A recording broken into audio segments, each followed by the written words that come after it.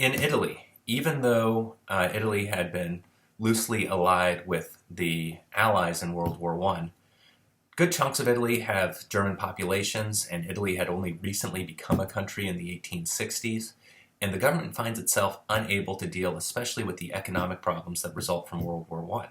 And if you keep in mind, Italy really wasn't all that dominant of a power going into it. They had had their butts handed to them in Ethiopia. They, as a group, don't really feel all that powerful. And it's in this context that a guy by the name of Benito Mussolini comes to power. And he is very persuasive in talking smack about Russia and its increasingly authoritarian regime and how bad communism is, how bad it is to allow workers to have entirely too many rights in terms of ability to strike and withhold means of production. He uses lots of nationalist rhetoric that builds up the idea that Italy deserves to be as powerful as the rest of Europe.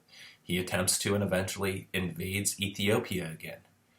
He becomes prime minister in 1922, uses the mechanisms of government to establish himself in sole control in 1926 as a dictator, and almost immediately institutes new laws where there is no such thing as freedom of the press. The government controls it.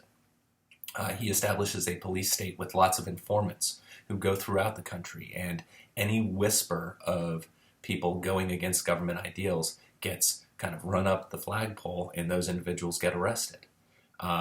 Political monopolies develop where it's impossible for outsiders to gain control within the government. And if this has a goal, it is to create a single unified Italian identity that will serve Italy well.